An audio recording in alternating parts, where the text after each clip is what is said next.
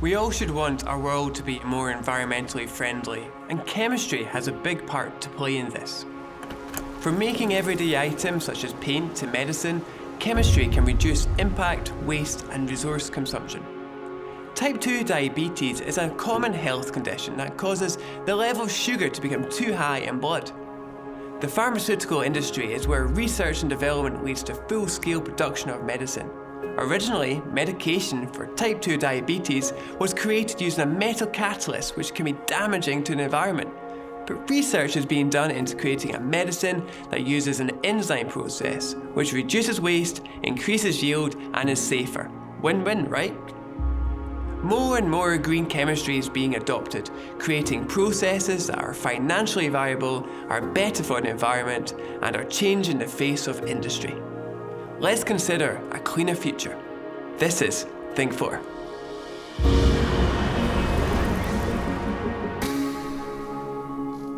Feedstocks are chemicals from which other chemicals are manufactured and are made from raw materials that are found from the earth. They are a substance that we might start with. It is necessary to think about how available they are, the costs of obtaining them, and what their impact on the environment is. Is it from a finite raw material? Is it a toxic substance? Thinking about reactants, we need to calculate if we have one that is in excess. Having a cheaper reactant in excess is financially wise, and this helps to ensure that the more expensive reactant is fully reacted and used up. However, we don't want too much excess reactant, as this can waste reactor space. One way to minimize waste is to find opportunities to recycle any unused reactant or any byproduct back into the system. For example, if water is produced in a reaction step, could it be reused elsewhere in the reaction? The ideal is to have minimal byproducts that have to be dealt with. The percentage of byproduct can be calculated using atom economy, which is a measure of the proportion of reactant atoms that are in the desired product.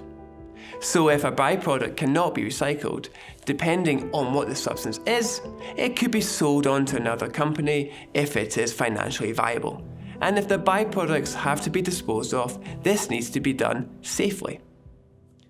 Some industrial processes need to be heated for the desired reaction to proceed.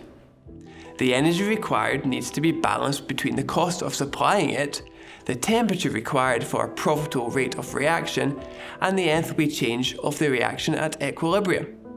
It is also important to consider how the energy is obtained. Is it based on fossil fuels, or is it renewable? Finally, let's think about the product itself. It is important for an industrial process to have as high a product yield as possible.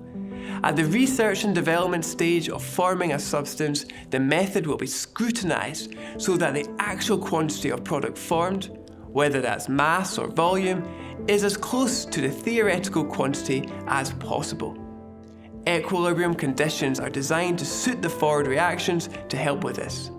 With a multi-step process, there will be a number of opportunities for the yield to decrease. Having a high percentage yield is beneficial in terms of profit, with less reactants required to get the desired quantity, and environmentally, with less unreacted substances to be dealt with. If it is appropriate, then having a product that biodegrades will also benefit the planet.